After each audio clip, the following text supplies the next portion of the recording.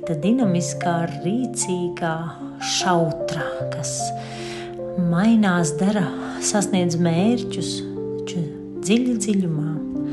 Viņā slēpjas daudz kas vairāk.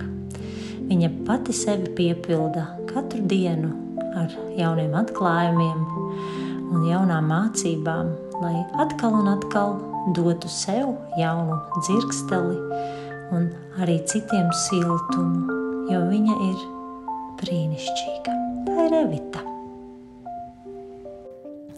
Ir fantastiska diena. Ir iesācies burvīgs maijs, un man ir unikāla iespēja runāt ar Evitu. Ar Evitu, kurai, manuprāt, es zinu mazliet viņas stāstu, bet es esmu pārliecināta, tad, kad mēs šodien runāsimies, tad tas stāsts būs daudz, daudz krāsaināks, un es kaut ko no tevis vēl izdabūšu ārā. Es sveicinātu Evita ierakstā Mīļā tu vari šajā sērijā, un es tevi apsveicu ar to, ka tu esi tu. Jo, manuprāt, tikai šīs sievietes, kuras ir sapratušas, kas viņas ir, nonākuši šajien. Man vismaz tā liekas. Čau, Evita! Sveiki, Ieva! Es neesmu tik pārliecināta, kā tu, vai es esmu sapratusi, jo man liekas, ka dzīvot tas ir tāds skaists process, ka tu visu laiku sevi iepazīst katru dienu no jauna. Atklāji kaut ko jaunu, gan sevi, un attiecīgi arī pasaulē pēc tam. Evita nekad nebūs gatava. Evita nebūs. Tas ir tiesa. Es parasti sarunu iesāku ar jautājumu, Evita, kas tu esi? Evita. Tad, kad man uzdod šo jautājumu, es vienmēr atbildu Evita, jo tieši iemesla pēc viens tā ir mana vecāka dotais vārds, ar kuru es ļoti labi sadzīvoju, identificējos. Jā, un nākamais jau ir Evita ir cilvēks, protams, ar savām jūtām, ar savām emocijām, ar savu skatījumu uz dzīvi, un tas veidojas kaut kas unikāls, bet kaut ko konkrētu piedēvēt es laikam nevēlētos, jo, kā jau es teicu, katra diena ir jauna, un katra diena atnes kaut ko, kas, ja vēl varētu es sevi nosaukt, tiktu Dulais Dauka, kas iet uz to horizontu. Jā, jo man patīk, ka šodien braucot pie tevis, es arī braucu, it kā ceļš ir garš, bet pļaviņām cauri Daugava, viņa bija fantastiska. Katru dienu viņa ir mainīga. Un braucot upe nekad nav arī tā pati upe. Jā, un līdz ar to arī kaut ko konkrētu. Tas viens konkrētais ir Evita. Man gan ļoti patīk uzdot šo jautājumu, kas mazliet vairāk atklāja cilvēku, un īpaši sievietes prot tā kā izvērst to atbildi. Un es zinu, ka tu arī varēsi ielikt savu atbildes versiju. Kas tev dzīvē ir svarīgi? Jo caur to, ko mēs nodefinējam, ka tas mums ir būtiski svarīgi un spēlē lielu lomu mums kā personībām, un man kā sievietei, tad tas arī parāda, kas tu esi kā būtne, kā personība, kā Evita. Kas tev ir svarīgi? Tās noteikti pamatā. Man bija labi pedagogi, starp citu, savu laiku. Ieva un Henrijs, kas iedeva izpratni par vērtībām kā tādām mūsu dzīvē, ne tikai kā vārdu, ne tikai kā kaut kādu ekskluzivitāti, kā vērtību, bet kā dzīves pamatu. Un kopš tā laika īstenībā tas ir mans tā kā polārs zvaigzne, ko es nesu vienmēr cauri. Jebkurā situācijā tās ir manas robežas vai kas, pie kā es pieturos. Un tad šeit man ļoti svarīgi ir cieņa vienam pret otru un pirmais jau pret sevi. Tad ģimene, tas laikam ir tas tāds svētākais, kas var būt. Un vēl, kas man varbūt ir raksturīgi, tā ir attīstība. Es tiešām tāpat kā upes nevaru nosēdēt uz vītas un teikt tā. Tagad ir gana. Dzīve ir tad, kad notiek attīstība. Plūsmu, process, viss tas, kas tā kā iet uz priekšu. Un kā tu attīsti? Ko tu dari, kad tu vari no malas pateikt, jā, es tagad attīstos? Ko tu dari? Tu lasi. Es zinu, ka tu lasi. Jā, ko tu lasi, vai tā ir tā daļa no tavas attīstības? Kas vēl ir tava attīstība? Es arī mācos regulāri, jo ir tā, ka kursos, ņemu kursus. Tas arī ir tāds, ka procesā strādājot, tu saskaries ar lietām, ko varbūt neizproti, varbūt tās ir lietas, kas bremzē, un tajā mirklī, tad meklē palīdzību ārpus. Tas nozīmē, ka tu izvēlies kursus vai mācības tad, kur tu jūti, ka tev kaut kā pietrūks. Nevis tāpēc, ka es tur vēl neprotu to, un es tur vēl griežu, man tur, lai smukāk izskatītu. Nē, tas ir tiešām procesa pēc, un tas ir interesanti īstenībā mācīties, testēt, izmēģināt visu, kā tas dzīvē strādā, un tad arī tās lietas, tā kā ir, kuras paliek, kuras nostiprinās, un kuras iedod to stabilitātes sajūtu. Ka tu apgūsti kaut ko jaunu. Jaunu, jā, jo ar katru tā pieredze nāk līdzi tas arī, jo braucot vēl es par gadiem domāju, citi saka, kur manos gados, es manos gados izbraucu uz Rīgu. Vai tu skaļi saki, cik tev ir gadu? Nē, es vispār man ir stipri jāpiedomā. Man pašai jāpiedomā. Man šis pats ir, es arī skaitļoju, mīnusoju no dzimšanas gada un tā. Jā, jo arī dzimšanas dienas, es neteikšu, ka es tā īpaši svinu. Daudzus gadus man vairāk patīk, ka tas varētu būt iemesls ar saviem cilvēkiem sanāk kopā, tad vai tās ir tējošanas, vai ar kaut kādu tādu nozīmi, bet tās nebūs, tagad būs dzimšanas dienas ballīte, nē, tad vai tā būs ģimene, vai tie būs draugi, vai kaut kā. Tas ir iemesls, lai vēlreiz būtu ar savējiem kopā. Jā, bet gadus es neskaitījos. Jā, jo citreiz taču var būt tā, ka vienā gadā ir kaut kas tik ļoti intensīvi un daudz, un ir paiet 10 gadi, un varbūt kādam tie 10 gadi ir ar tādu mazāku piepildījumu, tāpēc jā, es tev kaut kur šajā ziņā piekrītu. Jo, jā, viens ir, citam varbūt prasās, varbūt to gadu skaitli vajag kā kaut kādu tādu novilkt nogrieznis vai kas, tad šis posms ir beidzies, tagad man sāksies, bet man liekas, ka man viss notiek procesā labais, sliktais, tas ir tā kā daļa no kaut kāda tāda liela veseluma, un es ar interesi gaidu, kad tad viņš vēl piepildīsies un kļūs ar vien lielāks, skaistāks, rožaināks, jo tās katras zināšanas, tā katra pieredze, tu vienkārši uz lietām sāc skatīties citādāk. Mālu tu esi taisījusi? Nē? Nē? Nekad. Wow. Nē, es samelojos, Ieva, esmu. Jā, vienā no manām dzimšanas dienām, starp citu, draudzenes mēs bijām, kā tas saucās pareizi, Ceplis, tur, kur mēs bijām. Tas bija grūts uzdevums īstenībā. Tad šodien caur vieglu sarunu es ceru, ka būs arī viegls darināšanas, jo man priekš tevis ir māls. Tu drīkst izvēlēties, kuru māla piciņu tu vēlies, jo no māla piciņas drīkst pati radīt kaut ko, kas taps sarunā, jo māls ir tāds ļoti maģisks instruments, un lai kas arī taptu, ja pat arī gala rezultāts nebūs māla pods, un es ceru, ka tu neieliec ambīciju uztaisīt lielu māla podu no mazas piciņas. Bet tas ir vairāk mums tāds sarunu draugs šodien. Izvēlies, kuru tu gribi. Jēj! Gribu šo. Jā, es zināju, ka tu gribēsi to, jo tad, kad tu prasīji, vai tiešām drīkst izvēlēties, es zināju, ka tas būs tas. Tad es šo. Lūk, es gribu tomēr tev pavaicāt par to cieņu, ko tu arī teici, jo cieņa tā ir ļoti, ļoti interesanta vērtība.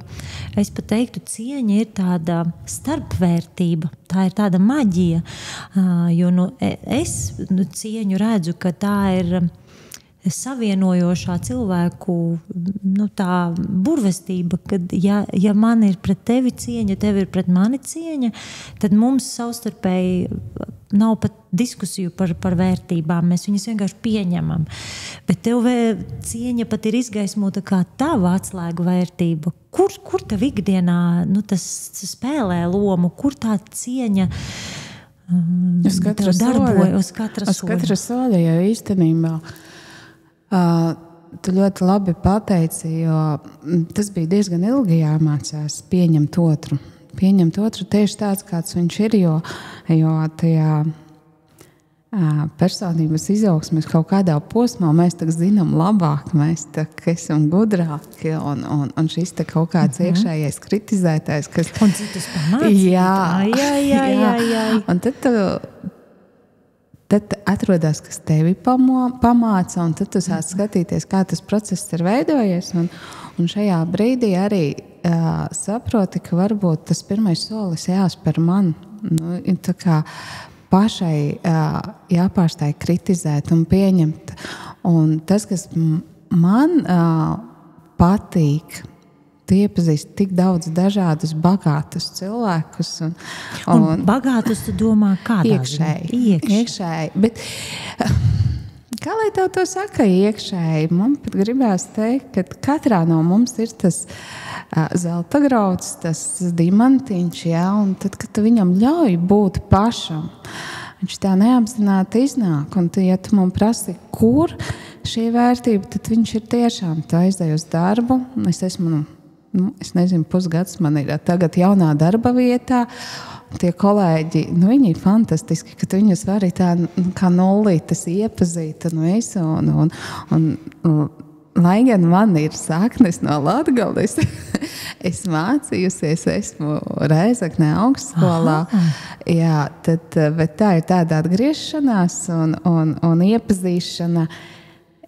Jau man kā citai Evitai, tad, kad tu atnāc ar šo citu redzējumu visu, un tie cilvēki, viņi ir tādas mega vērtības. Bet tas cilvēki jebkurā vietā ir mega vērtības. Esmu tāds mazs ceļotājs. Man liekas, pabijusi Latvijā katrā novadā, bet Kurzemē, Latgale, Vidzemē, un no tu apzināti meklē tos cilvēkus, lai viņus iepazītu, jo tas tev tā kā būtu. Bet viņi paši atnāks šajā dzīvē. Man nevajag meklēt. Jā, kā filmā un samprišau. Nē, tas man liekas, tas ir tas foršākais, ka ja tev jau iedot viņus. Jā, un tad tā cieņa tev izpaužās, tad es saprotu caur to viņu pieņemšanu, un līdz ar to tev ir interesanti par viņiem, ka tā dzīves atklājums nāk caur to cieņas pieņemšanu, un līdz ar to tev pašai ir interesanti būt ar tiem cilvēkiem, lai kādi viņi būtu. Jā. Un ja vērtības ir ļoti pretējās, un tev liekas, šis cilvēks ir pilnīgi cits. Joprojām? Jā, jo viņam ir tiesības. Īstenībā tie pretējie pat reizēm ir interesantāk vēl, jo tad tu vari atklāt kaut ko pilnīgi tādu neizdomājumu sev, man gribās teikt, jo tas, kas ir līdzīgs, tas jau ir pazīstams. Tā kā jau tad ir zinu, viegli. Tad ir viegli. Bet tajā pretējā atkal ir pilnīgi kaut kas pretējs. Vai tev ir kāds stāsts, kur tu vari izstāstīt, vari neminēt cilvēka vārdu, bet kur tev ir bijis dzīvē, kad ir, liekas, nepieņemams cilvēks ar tik dažādām citādām vērtībām, bet jā, un tev viņš ir tā kā jāpieņem. Kas tevī notika tajā brīdī? Īstenībā, vairāk laikam ir tā, ka tu esi kaut kad senāk pazinis, bet tu viņu neesi iepazinis. Ir veidojies kaut kāds priekšstats no citu teiktā. Par to konkrēto cilvēku? No kaut kur lasīt, varbūt kaut kur dzirdēt. Un šis bija pats interesantākais, kad bija izstāstīts, šis cilvēks tev ir tāds un tāds. Un sanāk, kad mēs kādā pasākumā esam, un es pēkšņi manu, cik man ir interesanti ar viņu.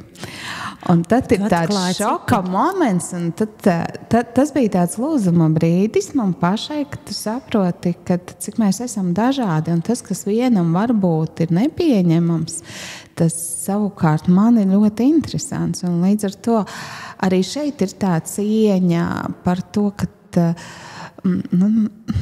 cīņa tā cīņa man kaut kur nevērtē, bet ir tāds atļauj būt pašam. Nevērtēt, bet atklāt. Jā.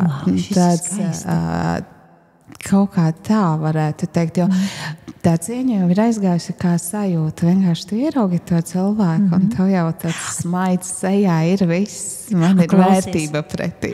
Tam cilvēkam tu pēc tam tā kā atklāji, es par tevi tur citādi. Citreiz tu iepazīsti cilvēku, saku, es par tevi tur tā domāju. Es domāju, vai par šo konkrētā, nē, citiem, jā, ir pēc tam jau. Tas pirmais bija šoks, man liekas, viņam arī neesmu pateikusi.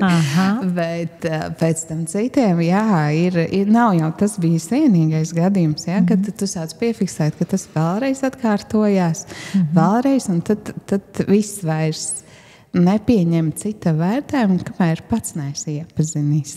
Tā kā veidos... Tas vērtējums arī man negribas teikt, ka vērtēt, vienkārši iepazīsti.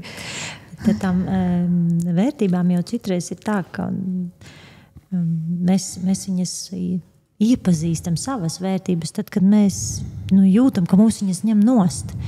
Un tad par to cieņu, jo tev viņa ir tik būtiski tā cieņa, vai tev ir bijis kādreiz, ka tu jūti, ka pret tevi nav cieņas un tevi neņem vērā, kāda tu esi un kāda situācija tev tāds, varbūt, kad bija mazāka vai... Nē, noteikti. Aurā, kad tu biji mazāka. Bet tiem cilvēkiem ir, man liekas, ka šis atkal ir tāds, es drīzāk teikšu, ka te ir tādi, tas saistās varbūt ar ekspektācijām, ar gaidām, kad tu tā kā gaidi no tā cilvēka un pēkšņi pretēja rīcība, un tad ir tāds sāpīgums. Tā kā, bet... Viņiem tā ir tiesības rīkoties tā, kā viņi jūt. Un nepiepildīt tavas vajadzības. Jā, kurš ir teicis, ka kādam ir jāpiebilda manas gaidas? Jā, tā ir cieņa. Un tas, kas man patīk īstenībā, jebkurās attiecībās vai draudzībā vai koleģiālās, viss, ka tas notiek no brīvas gribas. Mēs esam kopā tāpēc, ka mums ir vienots mērķis, varbūt mēs vienkārši labi jūtamies, varbūt mums ir kopējas vērtības, jā, un ja kāds kādā mirklī sajūtās ne tā vai ko, tad ar cieņu viņš drīkst iet. Kurš ir teicis, ka nedrīkst? Kāpēc viņam ir jāpaliek, pieņemsim, manā dzīvē vai kur? Evita, tu izklausies, tik... Labi, paprovocēšu. Vai ir kāds moments tomēr, ka tu piefiksē, šeit tomēr es to cieņu neizbiju, nejaukās čips. Nē, es arī esmu raudājusi, un man ir sāpējis, bet man liekas, tā ir tā vērtība, tad, kad tu dusmoties, es arī protu. Par ko tu dusmojies? Par ko tev uznāk tādas visnegantākās dusmas, kur tu teiktu, kā es tā drīkstu? Labi, drīkstu padusmoties, bet visnegantākās. Visnegantākās īstenībā ir, man liekas, ar šī podkasta nosaukumu, jā, ir mīļā, tu vari, jā, un mēs jau tur runājām. Es nezinu, kā ir nevarēt. Un ja man kāds ilgstoši kaut ko saka, ka nevar un visu, tad man ir dusmas. Tev ir ieslēdzās pretējais. Ir kāds gadījums. Ko tev kāds ir teicis, ka tu nevari? konkrēti, kas ir tas, ko tev kāds ir teicis, ko tu vari? Jo, ja tas ir nevis par mani, bet pieņemsim, ja mēs strādājam komandā un viņi aizdara, vai es paļaujos, ka tu to izdarīsi, mēs esam sarunājuši visu, jā, bet ir pamatot iemesli, kāpēc mēs neizdaram, jā, un ir tāpēc, ka mēs negribam. Un es negribēju, mēs pasakām, es nevarēju. Un man liekas, kā? Jā, tas varētu būt tāds, kad ir dusmas, jā, kad tāda nevēlēšanās iet un darīt. Kaut gan tajā pašā laikā es apzinos, ka nav jau tas pareizi. Jo tas atkal ir par to cieņu. Viņš jau var izvēlēties. Ja? Tāpēc man dusmas ļoti ātri pāriet. Cik ilgi tavas dusmas turās? Es domāju, 2 minūtes būtu ļoti ilgas dusmas. Nopietni? Jā, man ir ļoti ātri pāriet. Jā, un es varu aiziet arī šajā ziņā. Tā ir tā cieņa. Es varu arī aiziet tikai tāpēc, ka es esmu dusmojis. Es aiziet palūgt piedošanu, kaut gan varbūt zinot, ka kaut kādos tādos brīžos man tomēr vairāk bija tā taisnība, bet es palūkšu, bet man nav grūti palūgt piedošanu, man nav grūti pirmais spērt soli, jo, man liekas, priekš kam bremzēt? Ja var ātrāk. Jā, apzināti visu, jo, man liekas, tie ir tādi bremzējoši faktori. Un tas atkal ir tas, tu vari, tad kāpēc? Nevarētu. Labi, bet vai tad es tā kā paprovocējot, pavaicāšu, vai tiešām ir tā, ka tu tiešām visu vari, jo tu nezini, kā ir nevarēt? Jā, jo tas stāsts jau... Kur tu dabū to varēšanu? Draugos, kolēģos, cilvēkos apkārt, jā, nemāku ar traktoru braukt, pieņemsim, ja? Bet mans mērķis jau nav braukt ar traktoru. Bet tagad ir pavasara laiks, ja? Tur jādzen vagas laukos dārzā. Ja? Tad man vajag vagas. Un es aiziešu pie sava kaimiņa, es uzsmaidīšu un man tās vagas būs. Tātad es varu. Tas nozīmē, ka tu varēji nevis ar savām rokām un savu prasmi, bet tu varēji caur citu cilvēku. Man liekas, tā ir meistarība, tā ir tāda augstākā attiecību pilotāža, ka tu spēji varēt caur citiem cilvēkiem. Un te ir tā cieņa, kā novērtēt, ka man tie cilvēki ir. Man liekas, es pat nezinu cieņa, cilvēku mīlestība, jo tajā mirklī, tajās mazajās lietās, tā ir tad uzreiz liela mīlestība, ka jūs man esat, jo es varu tikai pateicoties jums. Vai šis ir skaisti. Kā tu tiem cilvēkiem izrādi to pateicību, jo tā tad tava principā tāda atslēga ir cilvēki tajā varēšanā. Jo tā tad nevis sevi te iet visur pa pirmajā rindā un izcīna visus traktorus izbrauc, bet viņi atrod veidus, kā caur citiem cilvēkiem darīt. Un tad tie citi cilvēki tev ir kā tavas atslēgas. Kā tu viņiem saki paldies vai kā tu viņiem izrādi? Tā arī saku paldies. Man liekas, tas ir pats jaudīgākais, kad aiziet un pateikt paldies par to, ko cilvēks ir izdarījis un pateikt, cik viņš ir bijis svarīgs tajā mirklī īpaši, jo kaut kādos mirkļos smagākos manā dzīvē ir tāds, man liekas, pagrieziena punkts īstenībā ļoti būtisks ir, kad mamma slimoja un aizgāja. Tad pusgadu mēs tā kā par viņu cīnījāmies un, kad izēja no tā posma ārā, liekas, pasaule ir mainījusies.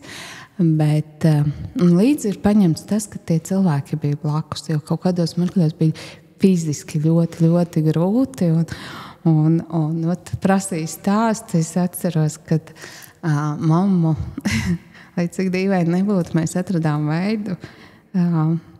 No Gulbenes bija jāved uz Liepāju.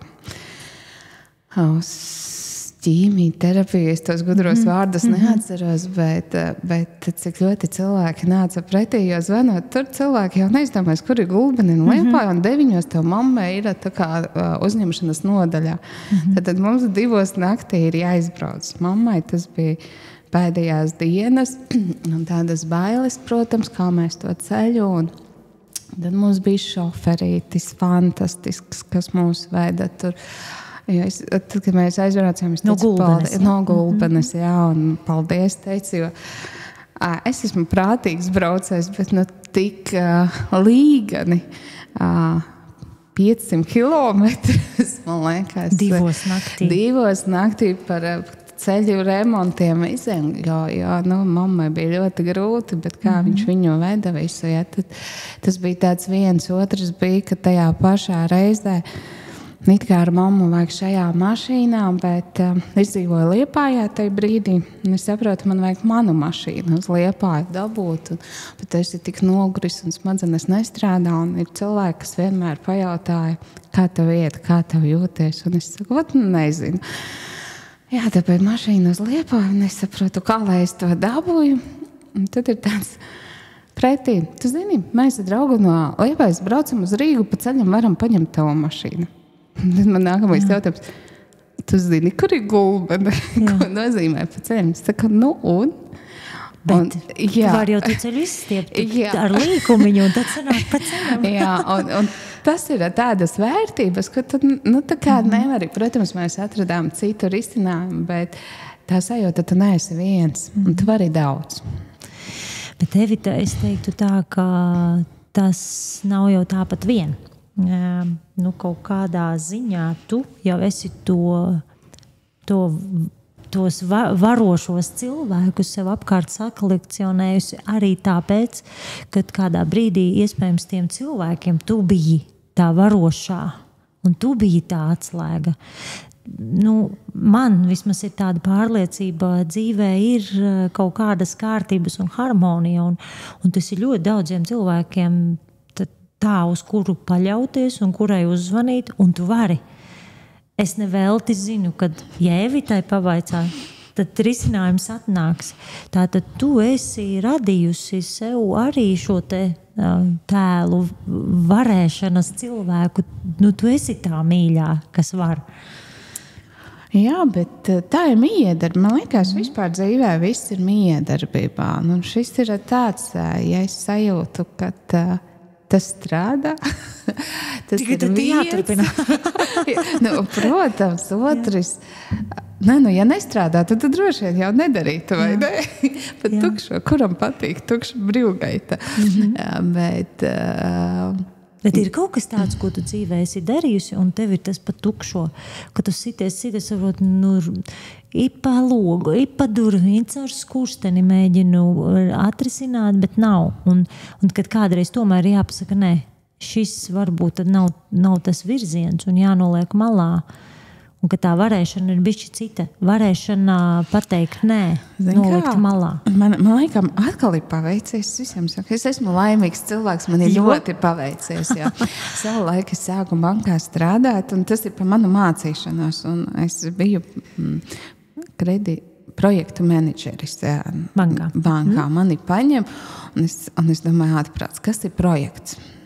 Tikusi jau tur es esmu, bet kas ir projekts? Tad man ir jāmācās. Es ātri paralēli paņēmu kursus un tiku pie fantastiska pasniedzēja, kas iedeva ļoti spēcīgu ceļamaizi. Katra problēma ir iespēja.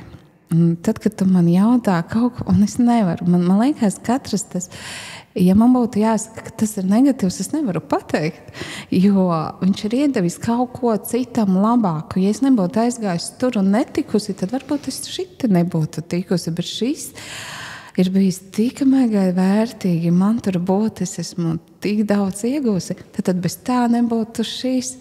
Un atkal tās aizslēgtās durvis priekš manis ir vērtība. Jo arī tāpēc saku, jā, kaut kādā mirklī ir tās asaras, ir tas nolaidiens roku, bet ka nevarās tik ātri tās durvis. Tad tev man uz sarunu jāuzaicināja tajā mirklī, ka tās durvis nevarās. Tad es teiktu, Dievs! Jo man no malas liekas, ka tev uz laiku varās viņas. Nevarēs teikt pie nākamajām, viss kārtībā un uz priekšu. Protams, nē, nav jau tā, jā. Kā es teicu, tas mammas posmas iziešana, tas bija, tā varētu būt viena no, tā bija lielākā pēc tam tādas lūziens un krīze, jo, ko vien varēju dzīvēs nomainīju. Jo likās, ka es vairs šo pasauli nesaprotu tajā, kurā es biju dzīvojusi visā, kad tā runā citā valodā. Un tad īsti es nesaprotu, vai mani nedzird, vai es nedzirdu. Tad tāds liels tev personīgs zaudējums, jā, rada šo te grūto pieņemšanu, ka ir kaut kādas lietas, ko tu nevari tomēr ietekmēt. Es tev pieļauju, ka varbūt ka tas ir tas, kas... Tas var šis būt, bet atkal mammai vienmēr domāju, saku paldies, ka arī šī pieredze bija, jo jā, tas ir zaudējums, jo mīļā tu vari, un šis bija tāds, ka ja citiem varbūt vēl bija es par visiem nezinu. Parasti jau to, ko mēs publiski kāds runā vai ko tur iespēja meklēt zāles vai vēl kaut ko, tad mēs visus 5-6 mēnešus nezinājām. Mums it kā teica, ka varbūt nav labi. Bet cik ir slikti, arī nepateica. Ir komplikācijas. Nevar pateikt, cik tālu ir aizgājusi slimība.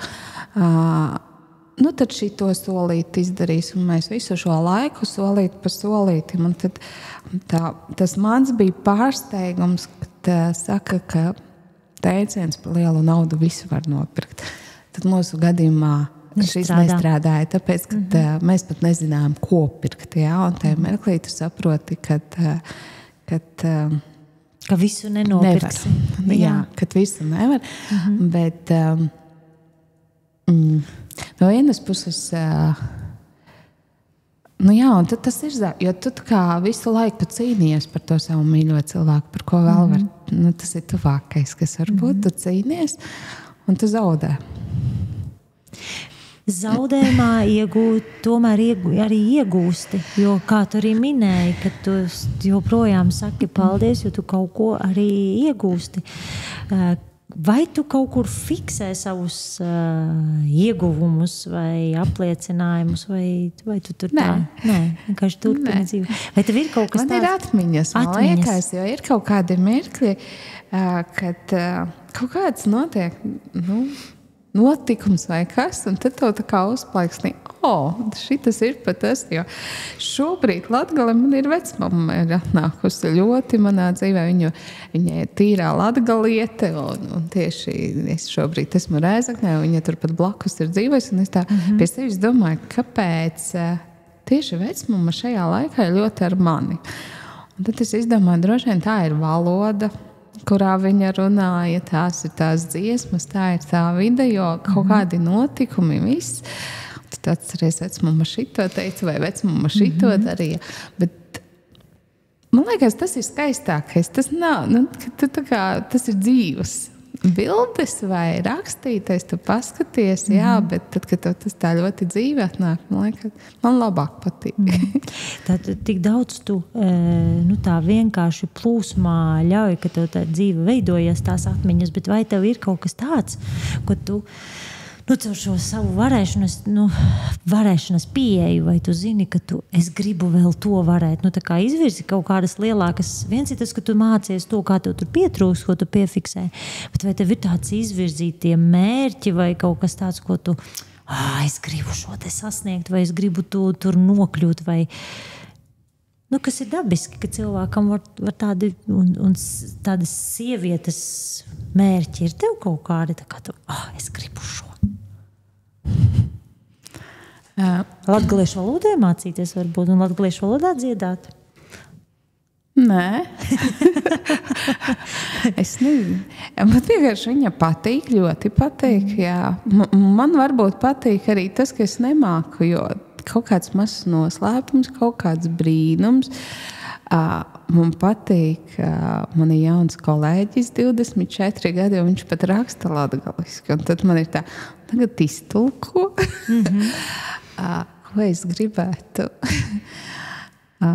Man liekas, ka man šobrīd te arī varētu būt šis zaudējums varbūt, ja, kad pirms tam es gāju uz mērķiem. Es godīgi pateikšu, man bija nosprausti mērķi gan darbā, jā, un es gribēju. Personīgie, ja tā. Jā, tā kā, bet pēc tā zaudējuma man liekas, ka tas mirklis katrs ir tāda vērtība, kad, ko es, Ko vēl var gribēt?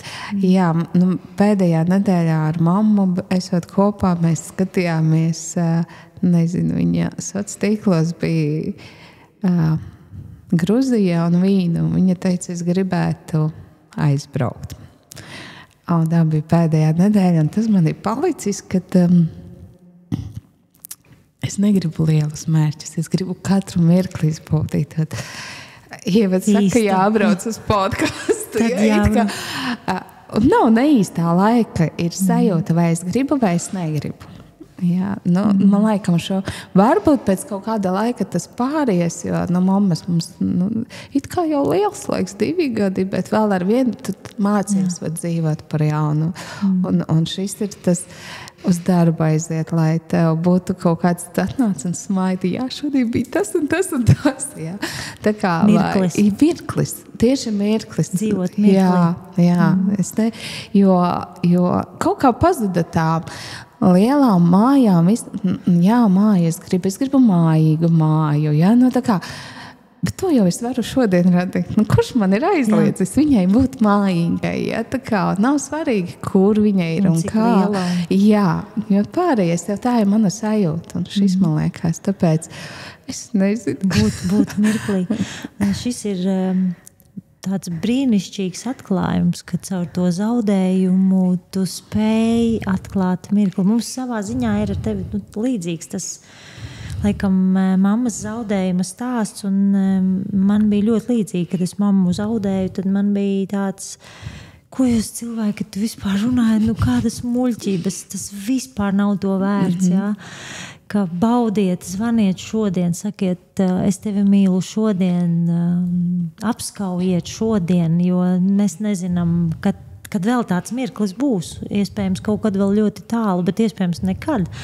Un šis ir ļoti, ļoti skaisti, un es tad teiktu, ka es tevi tiešām sveicu ar šo te dzīves posmu vai dzīves mērķi, jā.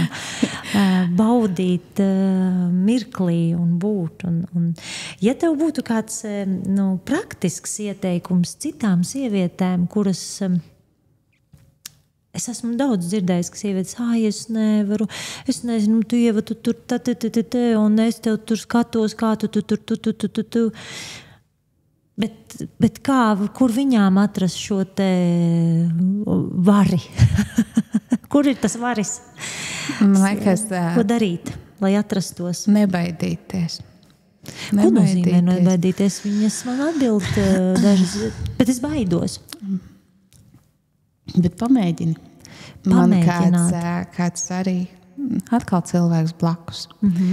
Ļoti ieteiktu ieklausīties cilvēkos blakus, jo atbildes ir visapkārt.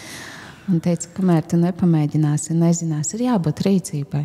Mēs varam skaisti runāt un visu, bet tiklīdz tu kaut mazu solīti spēr, tā sajūta jau ir. Es jau esmu varonis, es esmu uzvarētājs. Un nav svarīgi, cik tālu. Bet to pēc pirmā solīša būs otrs. Nesanāca. Man patīk salīdzināt. Man ļoti patīk mazi bērni. Un tad tu skaties, kā viņi sāk mācīties staigāt. Tieši tas pats. Un tā ir pirmais, otrs solis nokrīt, vai ne?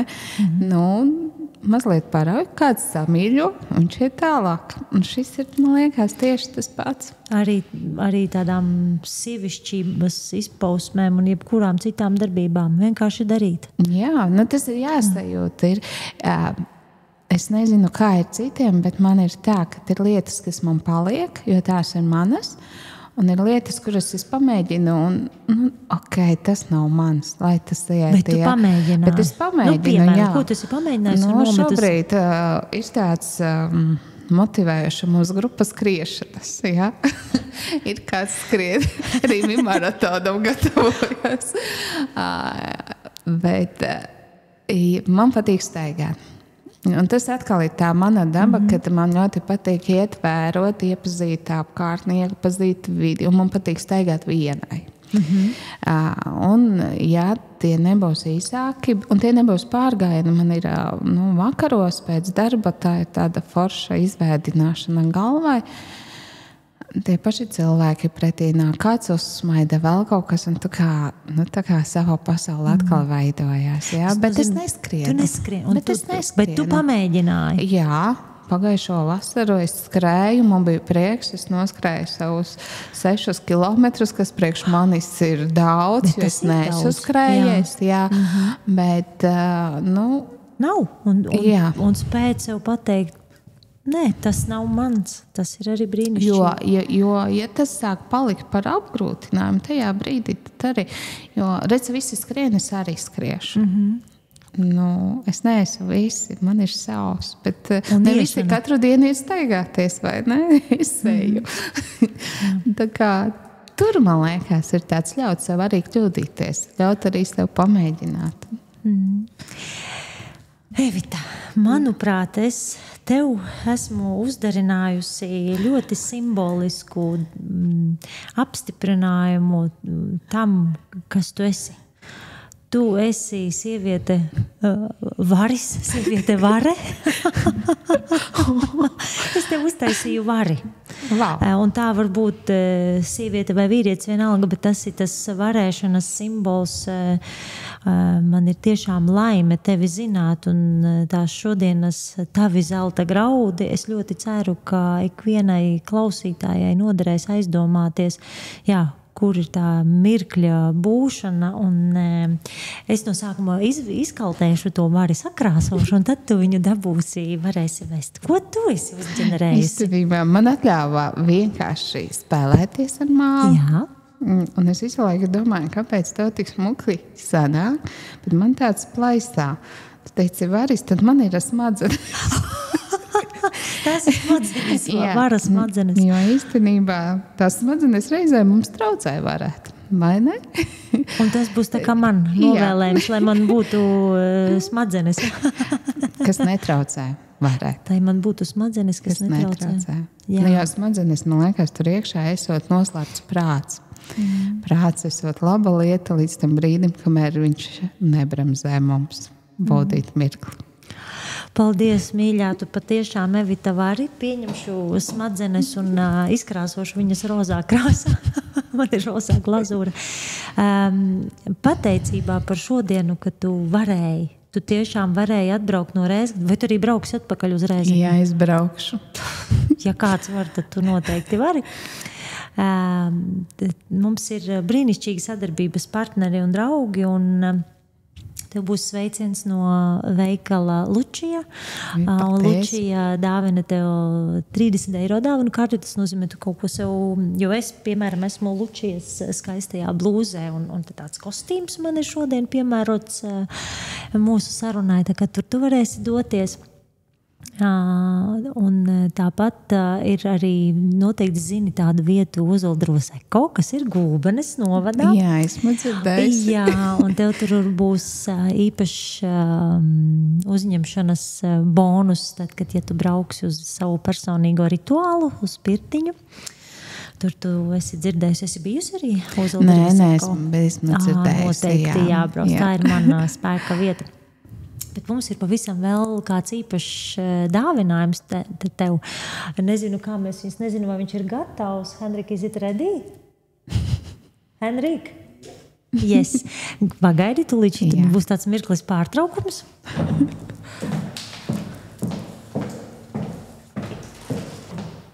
Man ir jāsēž, jā? Tev ir jāsēž? nesaprotu, tad drīkstu, vai ne? Jāizstāsta. Jā. Mans brīnišķīgais vīrs, mākslinieks Henriks Johansson, kuru tu zini, pazīsti, un es ir iepazinusi viņā mākslas darba jaudu. Mūsu sarunas laikā ir darinājis atkal tev īpašu šodienas vēstījumu. Cik skaists saulēns. Un noteikti Henriks arī izskaidros, tā kā šis ir tev no Henrika dāvinājumā. Paldies! Un Henriks rāda tiešām dvēseles gleznojumus, tu jau zini to. Tie nav, tie ir cita līmeņa, tā kā baudi, lai tu vienmēr vari, un vari, lai tu vari baudīt to gaismu, kas tev ir. Paldies, ka tu šodien biji, un turpini, lūdzu, turpini. Tevis vajag vēl un daudz vairāk. Paldies. Jo viss, man liekas, tā varēšana jau. Atceries, kā mēs skatlogā sēdējam tēju dzeru? Mēs varējām ielīst veikala skatlogā. Brīvības ielas centrā pašā. Skatlogā dzer tēju. Jo mēs to varam. Jā. Kur gribam, tur sēžam, kur gribam, tur dzeram tēju. Jā. Jā, paldies. Paldies. Urei!